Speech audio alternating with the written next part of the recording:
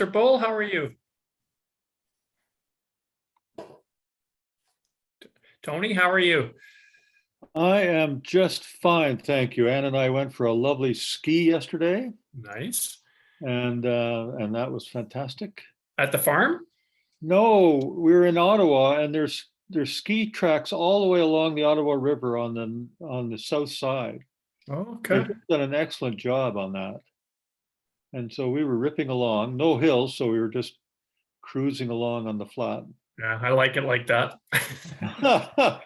Well, there's we do a lot of skiing in the Gatineau Hills, but right now the Ottawa is full of trucks. Yeah, it's hard to get across the river, I guess, eh? Yeah, and Yeah. and the commentary on the Ottawa citizens not very positive about all this. Yeah. So you're able to use the trails because they're more to the west or something, Tony? Is that how Well, come you could get out well, where you they're did? they're actually within 5-10 minute walk from where we live. We had a So- nice skate in the canal yesterday. We just went to Dow's Lake and Oh yeah, it yeah. was fine, right? Because Yeah, you're to the 2 days west. ago- Yeah, 2 days ago, Ann and I walked all the way through the Arboretum and down to the lake, and it's really quite an incredible. Ottawa has a beautiful winter. It's a beautiful winter city, really. It's kind of spectacular. Yeah, well, summer's not that bad either. Kris, how are you? Good, Tony, and you? Yeah, lovely. It's like good to see you. You too. I get to say a few words and I can talk about all the wonderful industry people that I know and have both sold to and bought from in Renfrew County. And so we're, Yeah, I we're tried to add in a local flavor to the presentation too. well, yeah. Well, Renfrew is an amazing county, just from all sorts of different ways. So we're very lucky to be up there.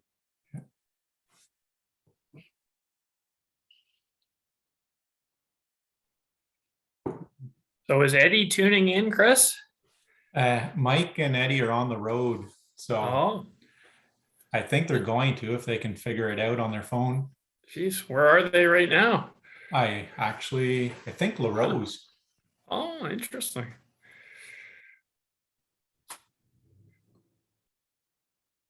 Well, it's the first hint of spring around here. At my place, it's 5 degrees right now. Now, I mean, it's not going to thaw yet. It's cold again tonight, but it's a little bit of a whisper of spring out there today. Yeah, I tried to drizzle here this morning, but turned back to snow. Has it? Yeah. Everything's so nice and frozen. Any trails around here are so nice and frozen from January that Yeah. things should hold for quite a while, I would think. Yeah. Yeah, we actually got one or 2 degree above zero for the first time in many weeks up here. Yeah, it But was it's steady. Oh, January was steady, wasn't it? Yeah. So, the St. Lawrence River froze over about a week and a half ago, which is always a sign that it's a solid winter when that happens around here, because it's a good kilometer across, but there's still quite a current. So when it freezes, things are cold. I haven't been brave enough to walk to the New York yet, but maybe I'll think about it yet. I wouldn't do that in a million years. No, neither would I. There's still a current under there somewhere, Tony.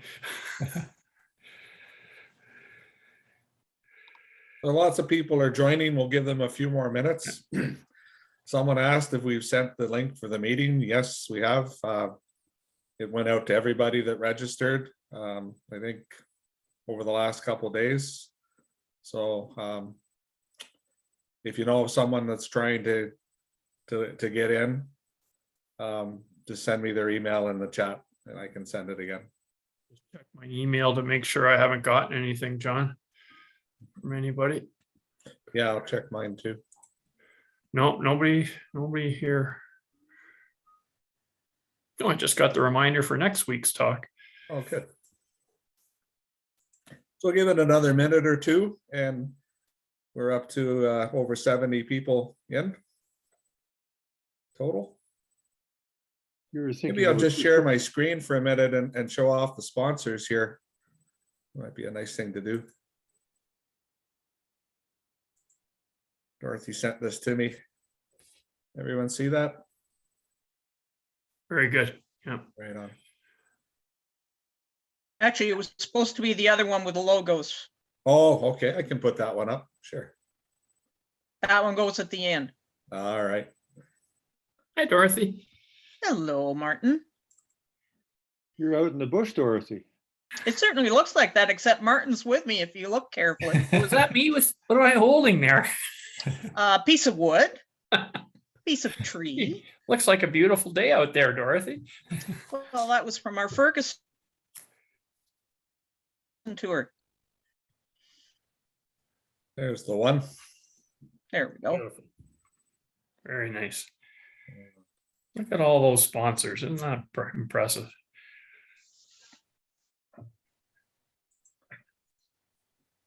Very good. Yeah. So one more minute and we'll get started. Yeah. Looking pretty good. We got lots of folks out there. Approaching 100. And everyone knows we're being recorded, so this will be available on the YouTube channels after at some point pretty quickly.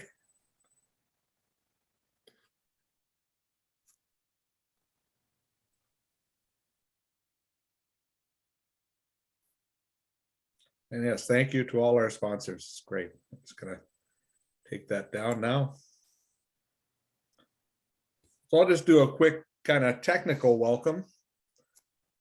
Good afternoon, everybody. It's 3 minutes after the hour. We'll get started. My name is John Pineau. I'm Executive Director of the Ontario Woodlot Association and the Eastern Ontario Model Forest, and I'm happy to be the technical host today. We got a great presentation coming up. I'll just turn it over to Dorothy, who's, oh, you don't want me to? I thought I'd work myself out of this one. Okay, sure. We're pretty informal, folks. No, that's fine. I can take it from here, but Dorothy, feel free to give me a nudge if I've forgotten anything or should do anything that you'd like Will to do. see. Yeah. So just to get started, I'm going to turn it over to the president of the Eastern Ontario Model Forest, Tony Bull, to say a few words on behalf of that organization. Go ahead. Okay, well, thank you very much, and it's wonderful to be online on this event. I'm wearing two hats, really. Eastern Ontario Model Forest for sure, but I'm also on the board of the Renfrew chapter of the Ontario Woodlot Association. And just personally, I've had a lot to do with the forest industry in Renfrew County. Sold wood to both Heideman and to Oakham. Bought pine from Ken Popke, and I've got a power pole from Shaw's. And I should mention the Shaw Woods in Outdoor Education Center in Renfrew County, just a wonderful place where thousands of kids before COVID came every year. And I've got a lot of really nice cedar from Tom McCann, who's also on our board.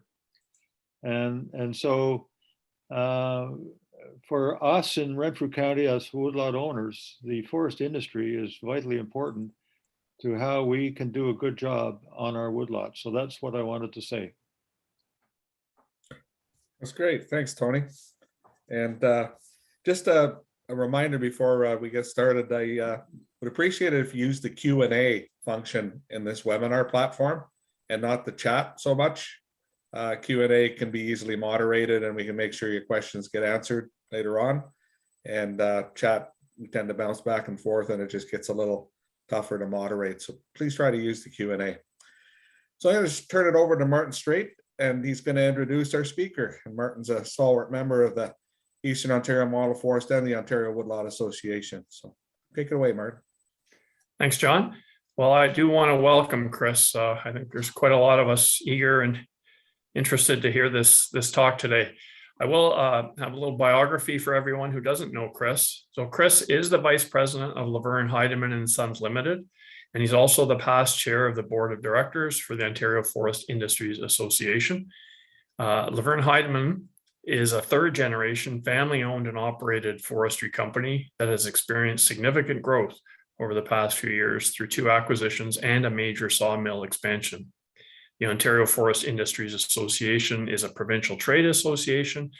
It represents forestry companies in Ontario, ranging from multinational corporations to family-owned businesses for over 70 years. Kris graduated St. Francis Xavier University, St. FX, I think most people call it, with a BBA major in accounting honors, and received his MBA from Ottawa University. During his time at St. FX, he earned Canadian Inter-University Sports Academic All-Canadian for hockey. Should maybe put him on the Senators, actually. In 2014, he was named one of Canadian Forest Industry's top 10 under 40. Just a personal aside, I've known the Heideman family for a long time, longer than probably I should admit, but long enough that I remember the days when red pine thinning was a big chore to forest managers like myself. And we paid a lot of money because we had no market. And we can thank the Heideman family for basically developing a market that has become the bread and butter for a lot of individuals and a lot of community forests in Eastern Ontario. So just a first shout out to Kris and Ed and Mike and Kevin and all the guys who do such good work out there. So I want to thank you. Just one other quick thanks. We do have a committee to organize this Woodlot conference. 2 of the people on here, John and Dorothy, are stalwarts, and they're the ones who make this all happen. So just a little thanks to Dorothy and John for everything you do for us. I'm really looking forward to this first of 4 talks. And over to you, John. Great, thanks, Martin. So Kris, you're all set to share your screen, and folks can ask questions as they go along, but we'll save the answers till the end. And yeah, go ahead, Kris. You should be all set.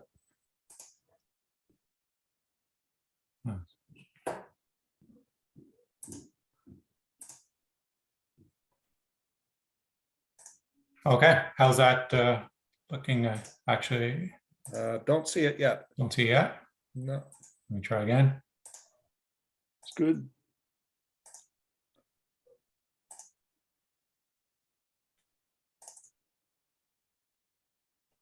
There we Probably go. better this time. Yeah, that's great. Sorry about that. No problem. Okay. Well, thanks for the intro, Martin and Tony, and thanks for the invite today. I guess I should start. As you can see, this is actually my first presentation via Zoom, as I just aptly demonstrated my abilities to bring up the presentation. Typically, this isn't my style for presentations. I usually do a lot less preparation and rely a lot more on back and forth engagement. So this is different. So I'm actually going to try to keep it fairly short, and I'm hoping to get some engagement at the end via Q&A. And this is where I miss the face-to-face stuff, because I enjoy the back and forth. So please, if you have any questions throughout, and John, I'm not exactly sure how the Q&A works, but if you feel like you get a question and it's pertinent to interrupt me, feel free. I much prefer the informal. Feel free to interrupt at any time if you see fit. Okay, thanks, Kris. Okay. Just very briefly about our company. So my grandfather started the company 48 years ago, and which is very young by Ottawa Valley standards. There's a few companies that are 100 or more years in business in the Ottawa Valley. So we're relatively young. It started as simply a logging operation, my grandfather and his 4 sons. And today, as you can see on the left there, we're vertically integrated right from the land base right through to the distribution. We have a number of employees simply dedicated to the forest management side. We have some of our own equipment working in the bush, contract out most of it.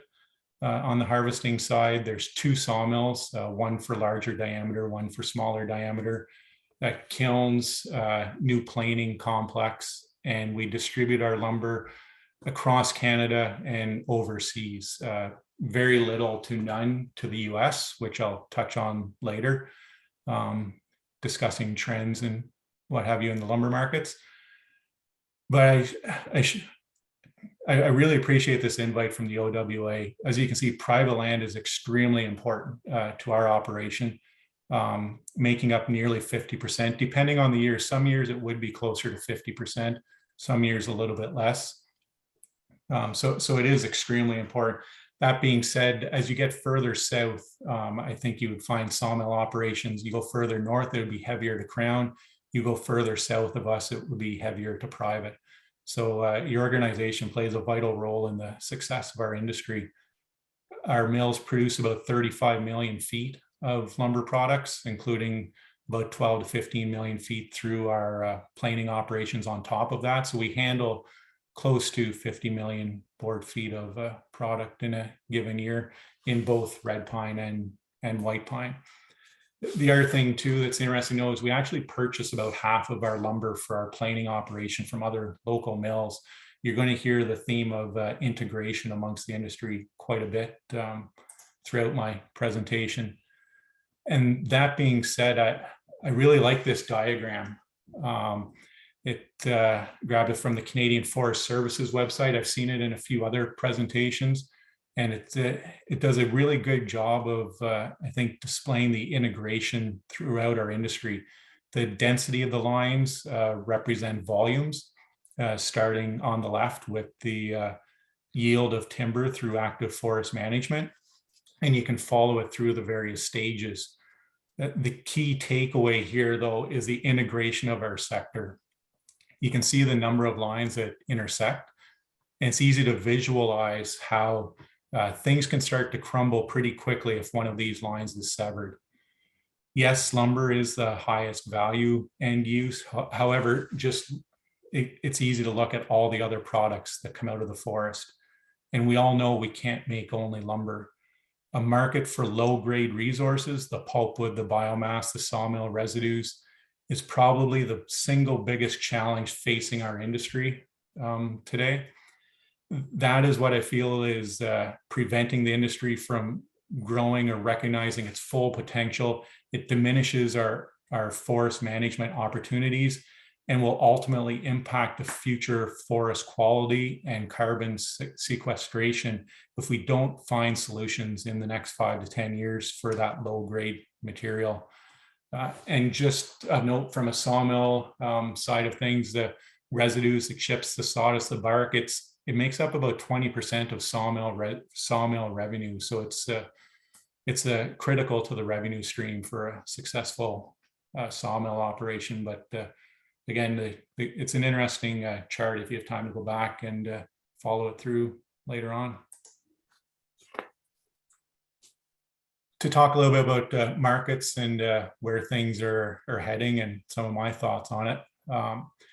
So up north, it's an SPF kind of centric focus in the Boreal region, and that's significantly different than central and southern Ontario. And I discuss that a lot with a lot of people that I meet with. Everything you read in the paper that says the forest industry is doing this and it's doing that, a lot of it relates to SPF, and rightly so. It's the biggest contributor to the forest industry, but central and southern Ontario play an important role in the industry as well.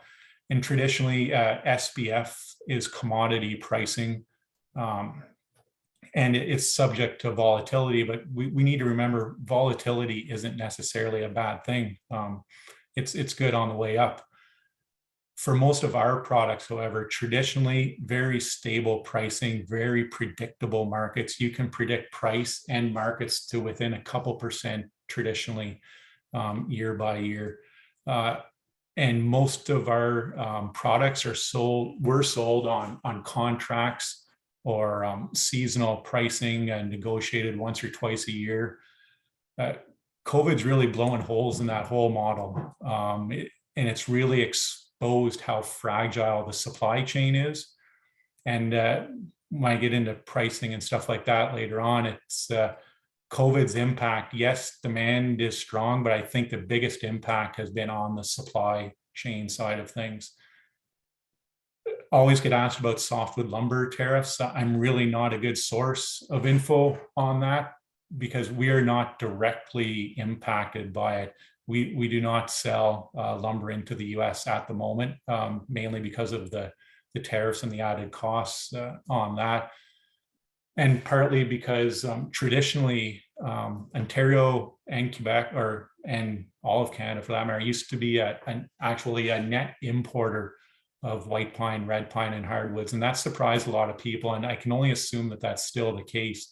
So a lot of that U.S. lumber that traditionally competed with our softwood and hardwood markets, because of the strength of the U.S. market and the price, that a lot of that lumber is staying south of the border. We're seeing less of it in our markets, which in turn provides more opportunity for us to sell domestically.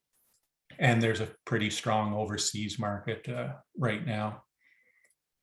But again, it's the lack of supply that's really keeping prices where you're seeing them. And few operations are able to take advantage of the pricing. As you can see there, we're down about a third on our production. And that's related to a number of reasons that I'll get into on the next slide. My thoughts on, will we ever see pre-COVID lumber prices again? I would say no. I think some of these changes to our supply chain and business is here to stay. From a purely demographic standpoint, we are not building enough houses to keep roofs over people's heads with the increase in population. So we need to build more houses. We need to increase the rate at which we build houses. People are starting to recognize the climate change mitigation benefits of using wood, which has increased demand. So there's lots of reasons why I see demand continuing to grow for wood products into the future. So again, as I mentioned, our production, and I think it's pretty similar across our industry, it isn't where any of us would like it to be. We would all like to be producing more right now, but there's a number of reasons why we're not. And it starts with the supply chain, and it starts right on the ground in the bush with the harvesting. Contractor capacity, we've seen retirements, people moving out of the business. They faced really hard times the past few years, pre-COVID in particular, dealing with fuel prices and finding people to work willing to do those jobs. So it's they've dealt with a lot the last number of years, and COVID has certainly kind of emphasized some of the issues that they're facing, and we've seen a decrease in harvesting capacity. So that's something we need to work on as an industry, and all of us are, and we hope to grow harvesting capacity going forward, but that doesn't happen overnight. So when we were faced with the increased demand for lumber, the capacity to extract more timber and get it to the mills just wasn't there to meet that demand. At the sawmills, for ourselves, and along with timber supply, labor is an issue, managing throughout COVID. And we need to remember, I think we're kidding ourselves if we think when COVID ends that the workforce is going to increase or be available, because we're back to pre-pandemic levels, employment levels. So we need to look at other ways to increase productivity and efficiency going forward, because labor will remain tight, I see in the future. Equipment lead times. There's some equipment we ordered last April, it was, and we were told 3 to 4 months, and it's still not here, and it will end up being about 13 months by the time it arrives, if it does arrive at the time we're expecting it to. So if you decided today, you know what, demand is good for lumber, I'm going to go out, I'm going to build a sawmill, you would not do it in 3 years. So that's something that's going to constrain supply and probably prevent oversupply of the market, is because the lead time on any equipment, for harvesting equipment, all that stuff, you're looking at a year for any of that kind of stuff. Transportation, it's not just in the forest product sector, but every sector across every industry is facing the same issues with regards to trucking capacity, fuel prices, labor. you talk to any of our major trucking companies, some of them that have 50, 60 plus pieces of equipment, some of them are saying up to half of their iron is sitting in their yard because they can't find drivers for it. So there's a lot of equipment sitting idle due to a shortage of drivers. There are opportunities through this, and I think we're all changing and adapting as quickly as we can. Even before COVID, we started to put a big push on diversifying the workforce, and some of that was facilitated by our expansion project, improved working conditions, more ergonomically beneficial working environment. It's safer, cleaner. All that stuff has led us to whether it's age, male, female, that diversity is, we see it here firsthand. And I'm really happy with the direction things are going here, the number of women we now have working in the mills, and it's growing all the time, which is great to see. And that's something we don't do a good enough job as an industry promoting. We'll touch on that more later.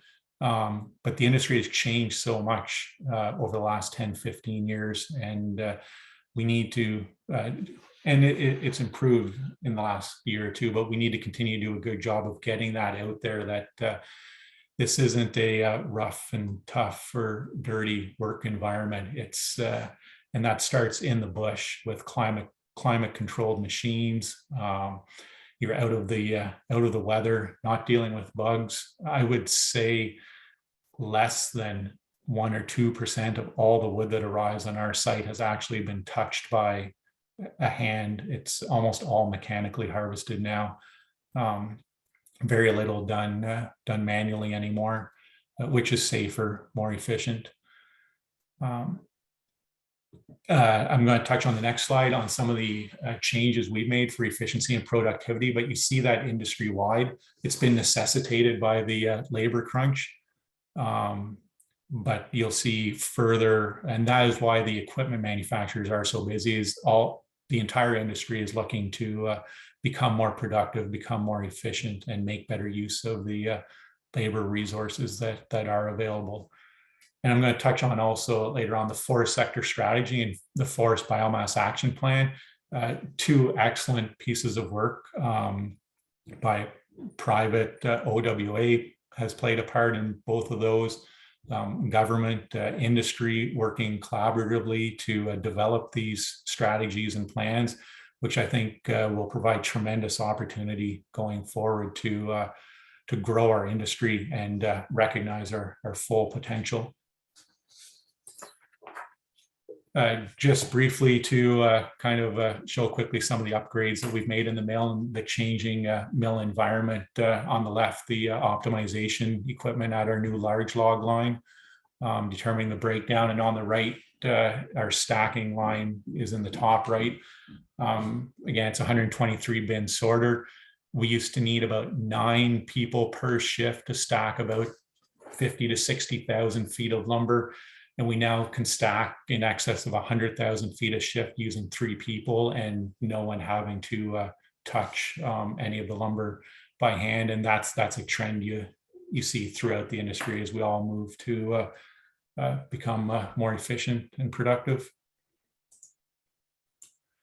Going back to why we're facing supply constraints, in particular on the harvesting side. As you can see, $1.6 million doesn't take you very far to start a small scale logging operation where you're mechanically harvesting, forwarding or skidding the wood out and then trucking it to a mill. It's just not cheap to get into harvesting on even the smallest of scales. What I really want to leave people with from this slide is that harvesting operations cannot be a 6-month-a-year proposition.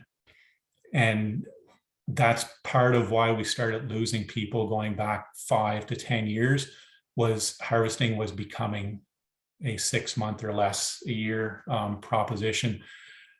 And we're moving in the right direction on that, using the science to support expanding harvesting seasons.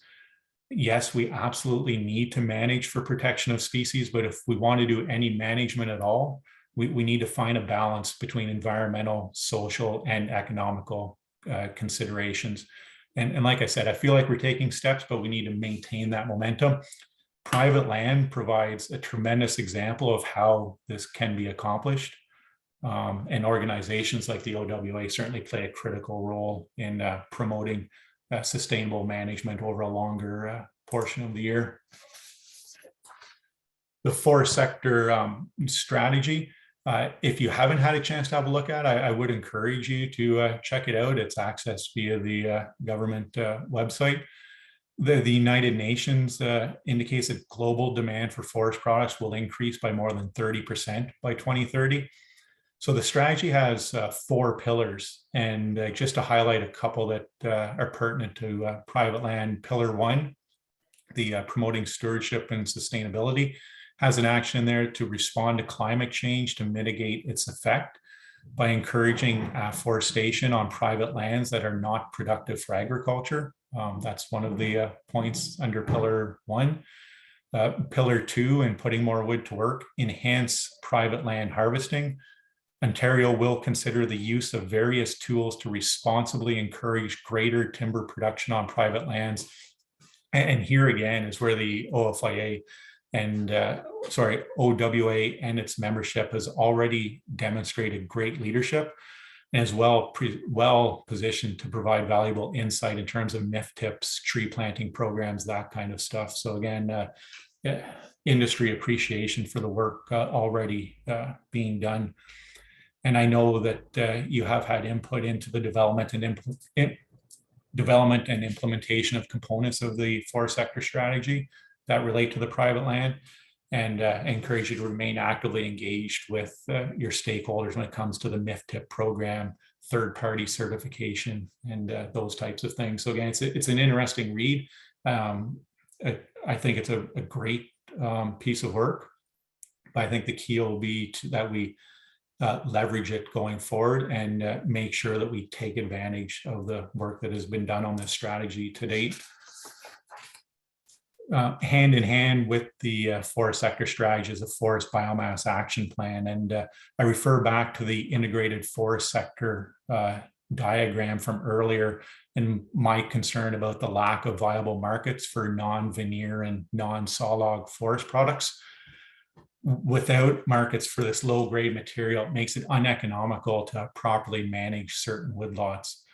Likely lots of us here today have portions of our woodlots where some forest management or stand improvement would go a long way to improving the future forest on that land base, but we're unable to perform the necessary silviculture on those areas because of a lack of market for the products developing from certain stands.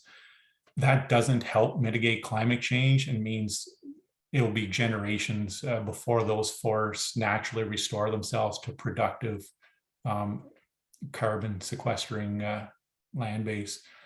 We need to consider the cost benefit of certain products.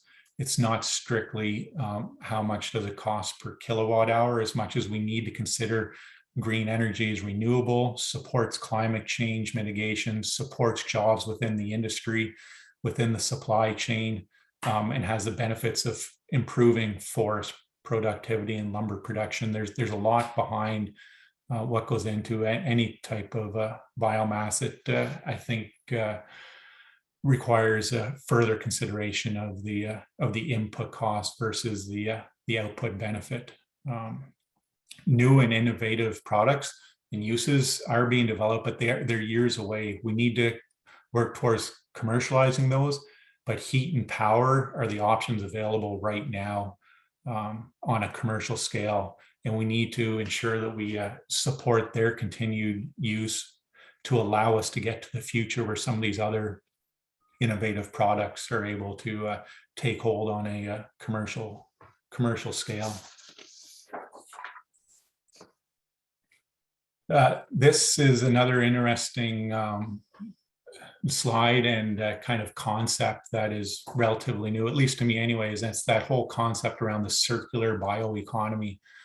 And again, there's this I pulled out of a a report from the World Business Council for Sustainable Development, and they have a forest solutions group that created a report called Enabling the Transition to a Net Zero Economy.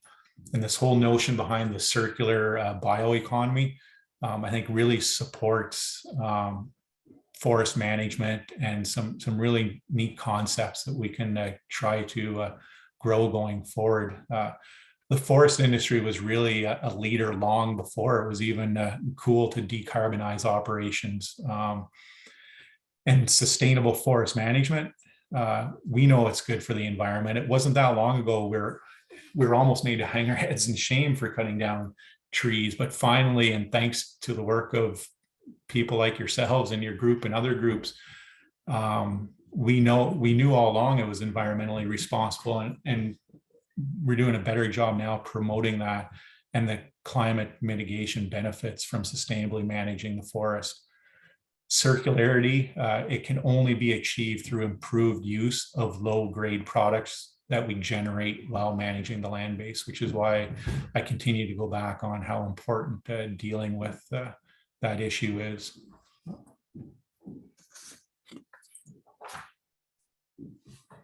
And social media, getting the word out there on changing the public perception about how it is good to sustainably manage the forest. I think we've taken tremendous strides the last number of years. As I mentioned in the past, I think as an industry, we have done a poor job promoting the scientific basis upon which we sustainably manage the forest. We've always protected non-timber values, and we've always known we're doing our part to mitigate climate change.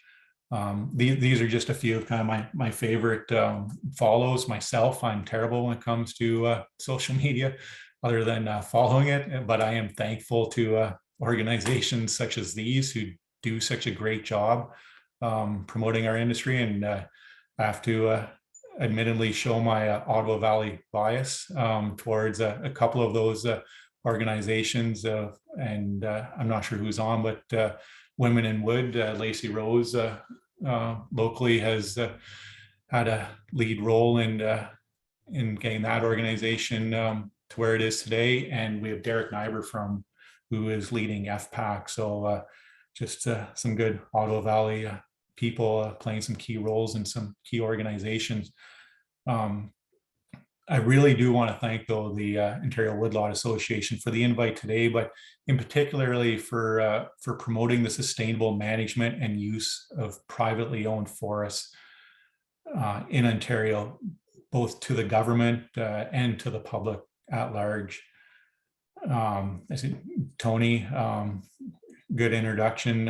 Again, another local person who does it, just a tremendous supporter of woodlot management in general, and getting the word out there and encouraging it to everyone. It's vital to our industry, and it moves the needle, as I said, on public perception going forward. I love to see people taking pride in managing their woodlot and interest in sustainably managing them. And it's the best advertisement for the industry, is to see a well-managed woodlot, and other people driving by that maybe didn't recognize or used to think that we shouldn't be cutting down so many trees, but seeing how when it's done sustainably and done properly, it's the best advertisement. And your association and your members certainly are huge leaders in that regard. So thank you for that.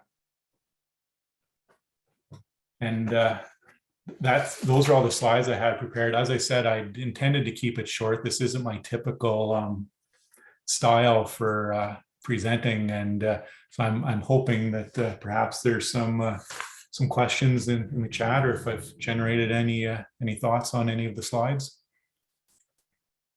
Oh, thanks, Kris. That's great overview presentation, and got some people thinking. There are some questions indeed, and I've got some myself. So maybe I can just read them to you and you can answer. Sound good? Do my best. So one from Jim here. We were scheduled to have some thinning done last fall, but that keeps getting pushed back. Have all the issues of the last couple of years had any impact on your staffing or ability to get contractors? Yeah, no, thanks for your question. And yes, it has. Every day to start the day, we're not sure if we're going to operate or not. And that is in both on the harvesting and sawmill production side of things. We have to actively screen every employee every day, and every organization. It's not just ours, retail, healthcare, everything. We have about 110 employees at our mills and on our site here in Eganville. I would say on average, there's between 5 and 10 each day. And sometimes there's fewer positive cases. It's more a case of them being exposed, their kids testing positive, having symptoms, stuff like that. So, and yes, and that's going back, we were actually we had the first workplace COVID case going back to March 2020, back when we had no knowledge of the disease or how to manage it. And it was scary times back then, but our employees certainly got educated quickly. I'm proud of the measures and steps they've taken to protect themselves in the workplace, but it's, yeah, it's some days there's, last week, I want to say there's 3 days we were unable to run one or more of the lines out of 5. And so it's every week is is an adventure, and every morning is an adventure for our operations people at the mill to try to see how many people we're going to have.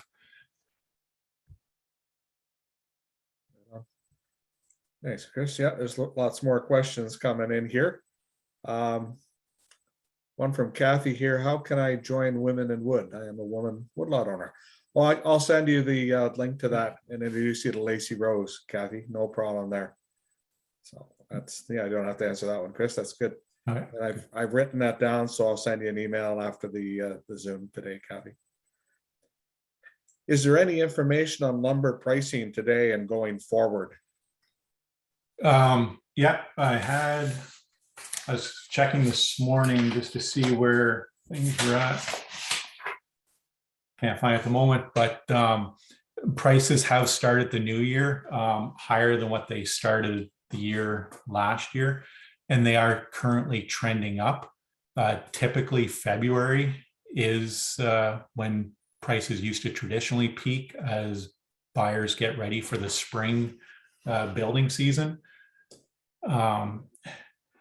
All of us in the industry, I think, are no longer willing to give predictions because we've spent the past 2 years being wrong. And even in hindsight, we have a hard time explaining what has happened at times. I think you'll continue to see volatility in the commodity items.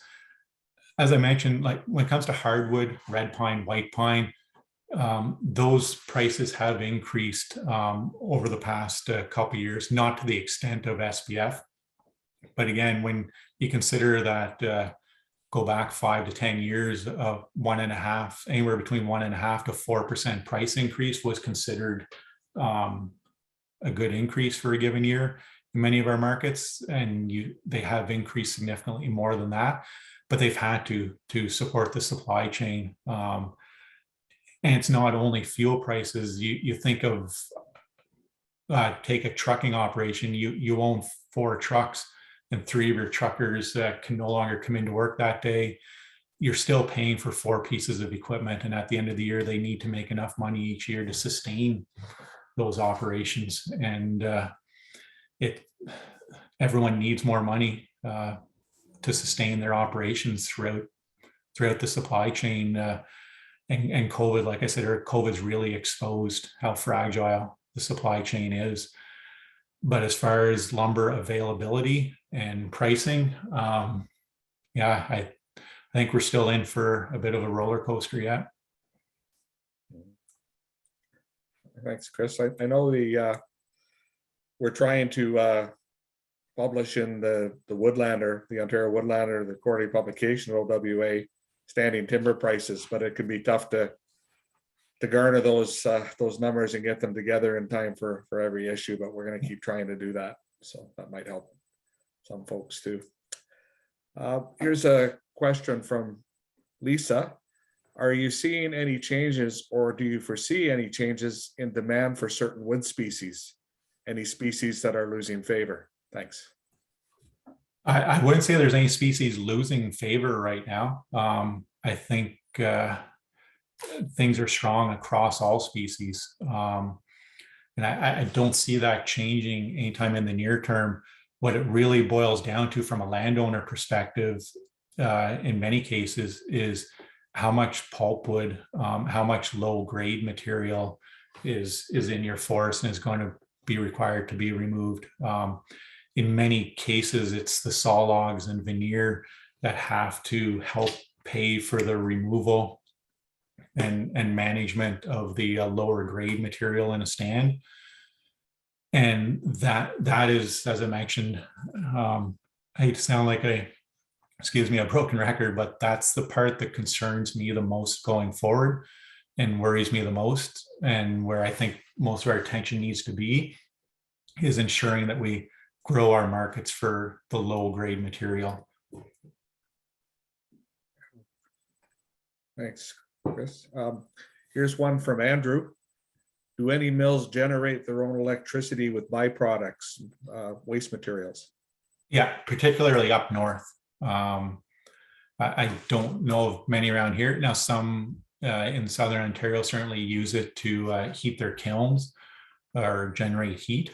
But up north, you get into larger scale combined heat and power generation plants, and that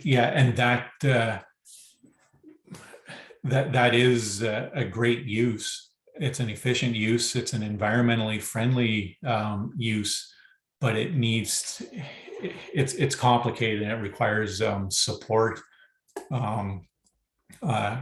in terms of pricing per kilowatt hour, a desire by the electrical grid to want to consume a portion of electricity generated by wood biomass. There's a lot that goes into it, but yeah, for myself, I'd like to see more of it. Right. And here's one from Monica. I had some thinning of a couple of red pine plantations done 3 years ago on my woodlot, and there was a lot of short ends left behind, and 6 to 8 foot logs. Is there any sort of demand for these? After that many years, probably firewood, if it's been a few years, they would have started to degrade. I'm not sure what the diameter is. Again, depending on the consumer, once you get down 5 inches and lower top diameter, some of that is best left chopped up on the ground to decompose and provide nutrients to the soil, because you get too small a diameter or too crooked branches, stuff like that. There just isn't a market for any of that at this time. The biologist in me likes to see that down woody debris too. So yeah. Good. And firewood, I heat with wood, so Yeah, good stuff. Here's one from Andrea. I have had a section of my woodlot undergo tree marking. I have some loggers interested in logging. I'm in the process of writing a contract to present to the loggers. Is there a resource I can turn to help me write the contract? I would suspect, John, you're probably in a better position than me to answer that one. Yeah, I can maybe help you there, Andrea, with a bit of a template that we've used. So I'll make note of that. I'm happy to hear a couple of those things. It was Andrea, right, John? Yeah, Andrea. Yeah, I'm happy to hear a couple of things though. First of all, that you had it marked, and secondly, that you are doing a contract. Those are both great, and you're on the right track. Yeah, absolutely. Okay, so I've made a note of that, Andrea. And Sandra asks, do you see any effect in the renaming of the Ministry of Northern Development Mines, other than it's a tongue twister? And that's me adding some moderator license there. And sometimes they add natural resources and forestry. Would a different organization naming of the provincial government ministries help? It's a good question and a good observation. And I've seen ministries change, and they'll continue to change pretty much every cabinet shuffle. And there'll be changes within ministry and names, I'm sure, again, coming up in the new year following elections. That being said, maybe I'm biased towards being happy having a northern minister. We're extremely fortunate to have the minister from our riding not too long ago. It is a large ministry. That was my first thought when I saw the new organization was wow, that's an awful lot under one portfolio. And will forestry get the attention that we feel we deserve? And personally, I think we are. You hear lots of things about government bureaucracy and all of that, but really at the end of the day, we're fortunate to have bureaucrats that care about our industry, want to see it grow, have our best interests at mind. And we try to work hard with them on a regular basis to move the industry forward. But it is an awful lot to have under one portfolio, no doubt. That as a busy minister.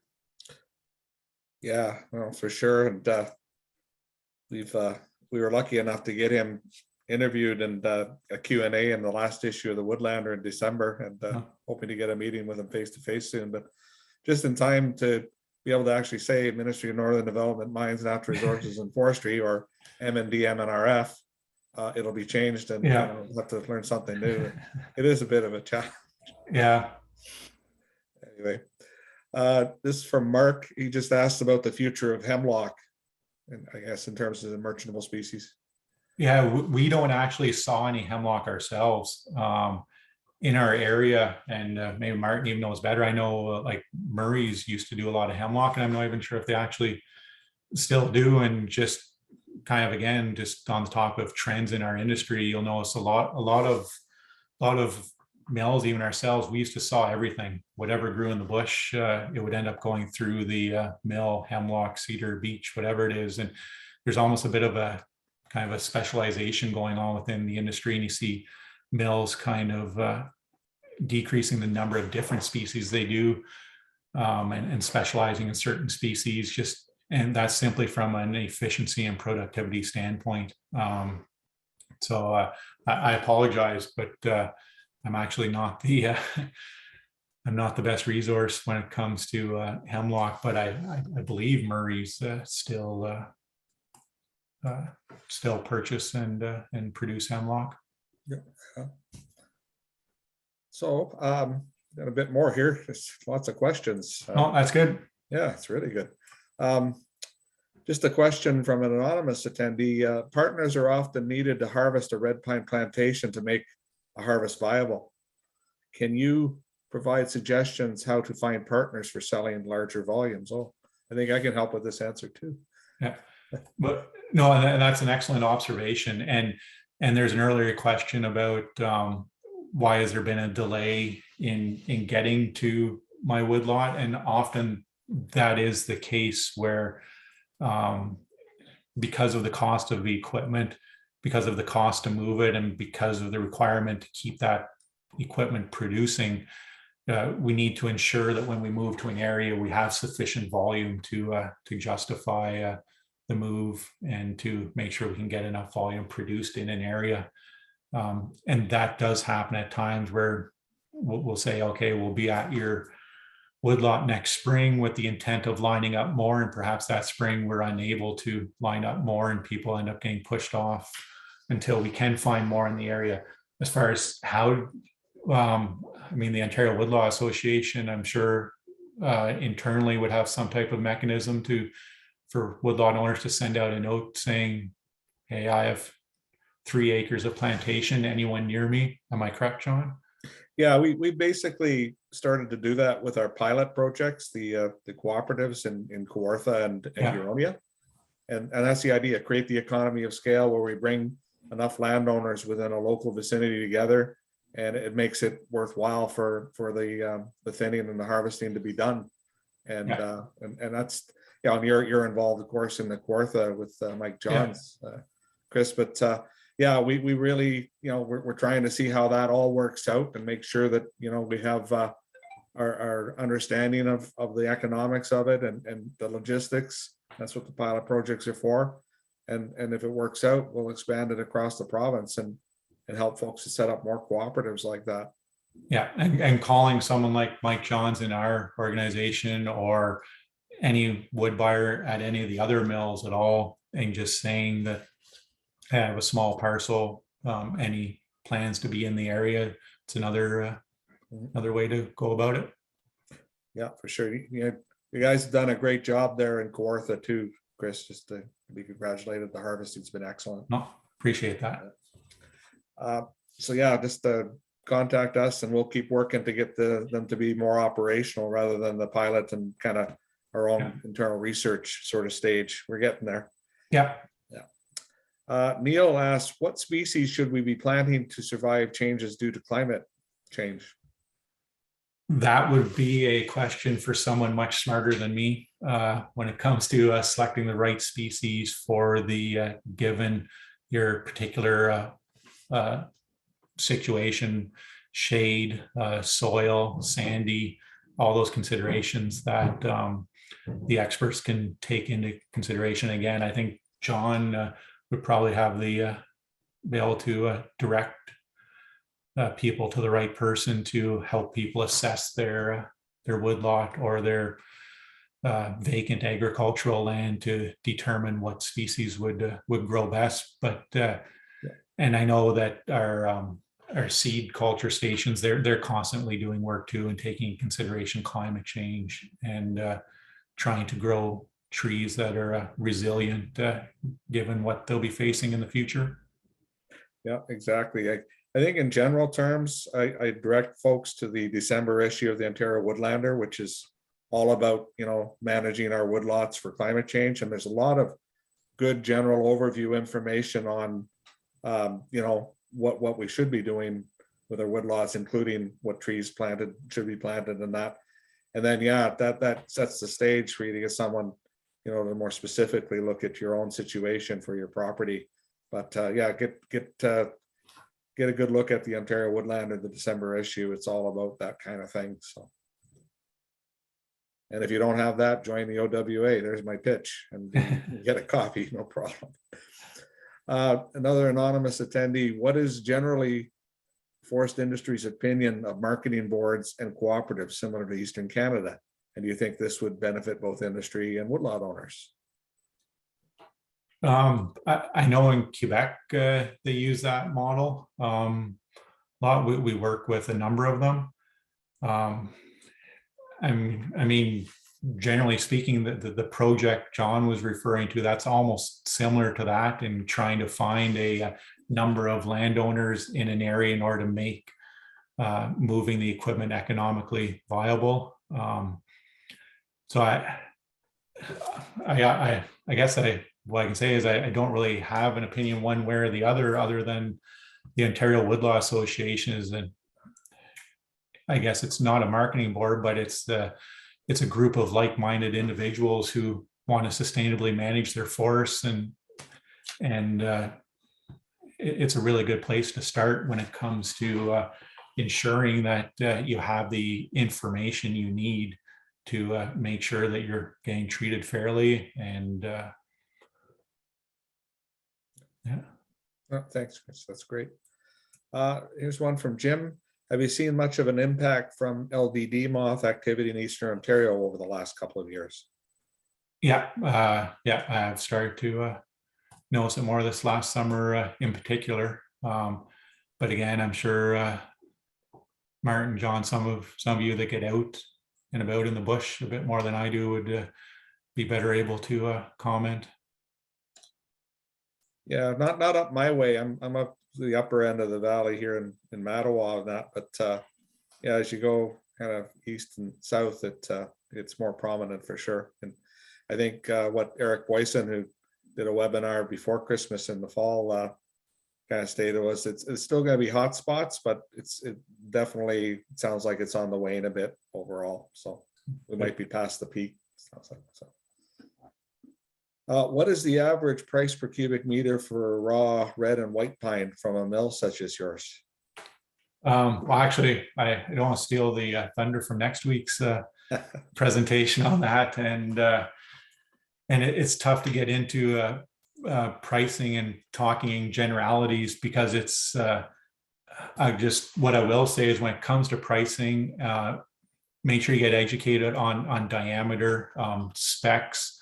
All that stuff plays in, because I could sit here and tell you I will pay you $100 but only take it down to a certain diameter, whereas you would have made more money getting paid $50 but taking more volume out of your wood and being left with a forest that was better managed. So again, I guess what I would say is make sure you talk to more than one person, educate yourselves, use the resources of the OWA and other associations like that to just ensure that if you're getting your forest marked, and if you're doing what's best for the future of the forest, that is your, I think, best means to recognize the best economic gain from that land base, is to manage it properly for the long term. And that will result in the best financial return. Good advice. Thanks, Chris. Here's one from Julie. Do you think that in the near future, your operation and others will start considering the production of mycelium products to sustainably supply some of the demand for timber? What are your thoughts on this? If you repeat the last half, I apologize. I have a truck pulling onto the weigh scales right beside me. Okay. Sorry about that. No problem. Hey, that happens. Do you think that in the near future, your operation and others will start considering the production of mycelium products to sustainably supply some of the demand for timber? What are your thoughts on this alternative? Mycelium products? Yeah, mycelium. Nice. Isn't that I'm mushrooms? sorry. I'm sorry. You'd have to explain that more to me, John. I don't really, I'm just taking a quick look right now. Let's see, it's the vegetative part of a fungus. I thought it had to do with mushrooms, yeah. Consisting of a network of fine white filaments. Yeah, I don't quite understand the context there. Yeah, and I apologize that I can't speak more to that. Yeah, Using maybe those it's something you can contact me directly about. Julie would quite interested in that. Okay. Yeah, so that's something a little on a bit of a little tangent here, but yeah. Well, someone just asking to share the Women in Wood link with them. I will do that, Karen. Andrea says thanks for the answer, much appreciated. Here's one from Matt. We still got a few left. Are you okay to go over time a bit, Chris? I'm good. Because we're just coming up on 1 o'clock, but yeah, we can answer the rest of these, I think. Yeah, I'm flexible, John. Yeah. The OWA has actively been pursuing and promoting forest cooperatives to help make smaller woodlot harvesting more economical for owners and appealing to loggers, especially for thinning or stand improvement harvests. Sounds like somebody on our on one of our committees. Though there is more market demand for lower grade wood products, this is likely one of the best bets for private woodlot harvesting. What advice do you have for individuals in the OWA in helping establish more community forest cooperatives? Well, I think there's an excellent example underway. And I'm sure there will be in your next newsletter, or I'm sure there'll be information published after this project is complete. John, am I correct? Yeah, we've actually got some good material in the Woodlander in June coming out. On this exact topic. On this exact topic, yeah. Okay. Yeah, well, we can cover that. We're learning a lot from these pilots, and we've compared them. We had a University of Toronto Master Forest Conservation student, Sean Shukla, who did kind of a comparison and has written a capstone paper on that, like a master's paper, and it'll give us some really good insights, we feel. So it's coming. Yeah. That would provide a much better answer than what I would be able to give you today. Yeah, and we're learning, like you say, we're learning, and hopefully it's something that's viable and can apply all over the province, but we'll see. President Paul from OWA, would you think it is better for Southern Ontario's private woodlot owners to be closer to a MAFRA than the new MNRF? I don't think so. I assume by the new MNRF, meaning the new ministry. The super ministry. Yeah, the super ministry. The MNRF is really where the forest specialists reside, I think, within the bureaucracy, and I think anything forest related is best within that ministry. Yeah. We still deal mainly with MND, MNRF, so yeah. Yeah. But yeah, there are some challenges. You mentioned no loss of market, but we generally hear that the SFLs on Crown land lack of market for red pine, white pine. Is there any disconnect? Yeah, I'm not sure. I understand that question because I know right now all of the industry is looking for more red pine and white pine. That's from a sheik at the ministry, actually. He says they're hearing from SFLs that there's no market for red or white pine. Okay. I'd be interested there. Well, whoever asks that's welcome to follow up with me afterwards. Sure. All right. Here's one from Jack. I've acquired a woodlot recently and has some white cedar logs that were cut by the previous owner, but they cut over a decade ago. Are they still good or anything other than firewood? The logs have been on the ground, I guess, for 10 years. Yeah, if they've been on the ground, that I would assume the decay would, even in cedar, would be well underway. Yeah, unfortunately. So firewood.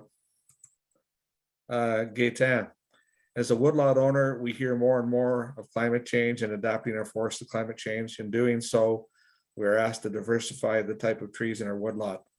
What are your views with regards to the effects of climate change and lumber production? Well, I think we need to recognize that the climate is changing, and as with the earlier question, we need to take that into consideration when we're deciding what trees to plant where. And we also need to take it into consideration how we, even managing for species at risk, I think climate change needs to come into the consideration, which I don't think it does enough at certain times. And and same thing when it comes to, again, the diversity of species on the woodlot would have to be specific to your particular soil, ground, a lot of other factors. I'm always cautious to try to make general statements, especially in central and southern Ontario, because of the mixed wood, the diversity of our stands. It's really tough to say we should be doing this with regards to climate change, or we should be doing that.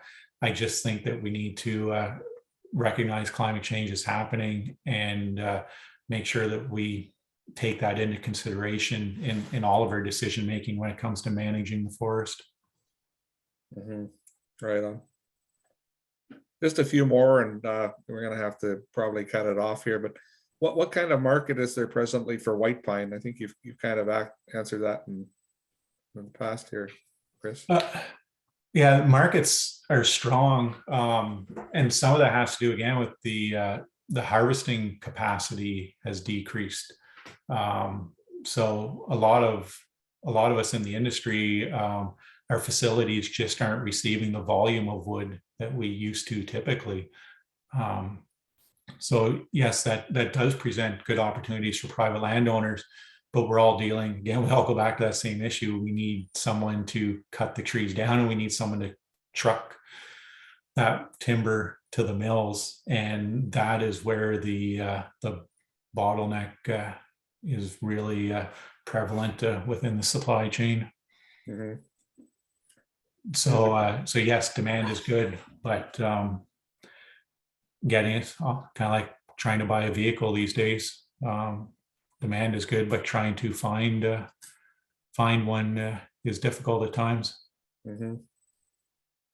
There's a question. This is the last one in Q&A, and there's a few in the chat. We'll check. But what's the distance away from the mill that you'll buy wood from? Is it balanced with volumes predicted to the outcome? We've gone 300 kilometers plus for red pine. We've gone like Sudbury area. We've gone pretty far west. We reach far into Quebec, and you might get the next mill that would go 300 kilometers away for hardwood. It really depends on the mill, what they're specializing in and what they're looking for, but mills can economically go significant distances depending on the volume and the species and the quality and whatnot. And it comes down to, do you have someone to cut the wood? Can you put it up? If it's a small volume, but you can put the wood up yourself and it's a full truckload, then you can go 300 kilometers to go get that load. If it's only half a truckload, you cannot go 20 kilometers to get that without it becoming uneconomical. Right on, thanks. Okay, this is just a couple quick questions here. Would you be interested in coppice forestry wood? Coppice meaning that you can harvest a tree and then harvest again 10 or so years later. Do you see this as a potential future silviculture practice? Example, poplar, black locust.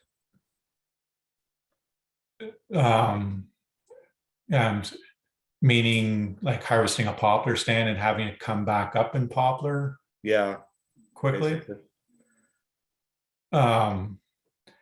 Again, I revert back to the silvicultural experts that I rely on to make those types of decisions when it comes to what's best for the forest and the landscape. Yeah, for sure. And just a comment, they're using the mycelium to make boxes, etc. It's a biomaterial. Oh, okay. It's new to me too. I knew it was mushroom or fungus based, but okay. yeah. Well, biomaterials are the way of the future. It's amazing. They're making transparent wood. There's so many amazing things. It's just like I said, we need to get to the future where those can be done on a commercialized scale. Yeah, I was my last job at FP Innovations working in lignins and sugars and biocomposites and all that kind of cool stuff. It was just amazing what was coming down. So yeah, and we'll get there. Sorry, Chris. Oh, I was just going to say, and we'll get there. We will for sure. Just one last comment that the Massive Forest Conservation presentations are available on the U of T YouTube. Yes, I was going to send that out to our folks at the OWA. You can see the presentations by our interns this summer on the co-op project and also on the inventory and LiDAR and economic project. So thanks for that. I'll get that out to our membership shortly. Yeah, so I think that's all the questions. Boy, that was a lot of questions.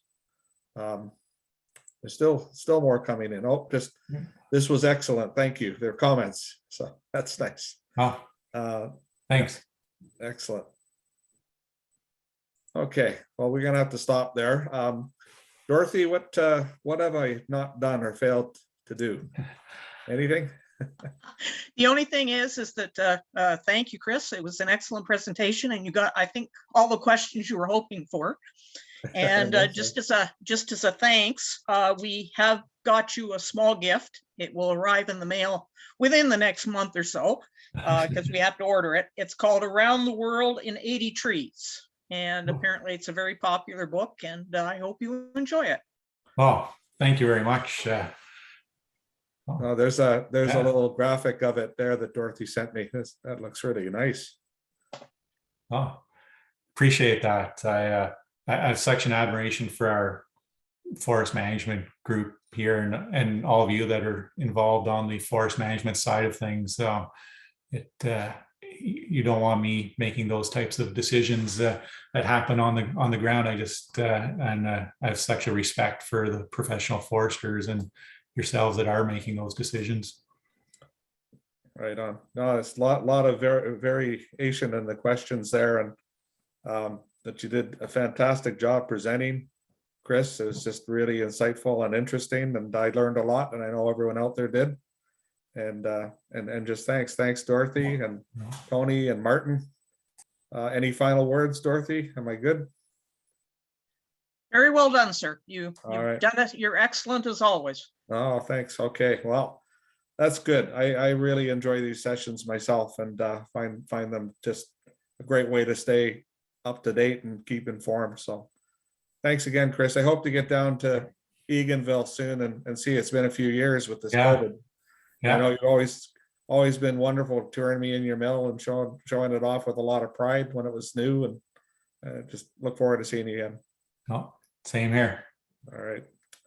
All right, to everyone out there, thanks for participating, and we'll see you next time, next week on Wednesday at noon. It's Al Stinson talking about, I guess it's the provincial tree marking program. And there's several hundred people registered for that one already. So the Zoom link will be out probably towards the end of this week. And we'll watch for other registrations as they come in. Thanks, everybody. Have a good day.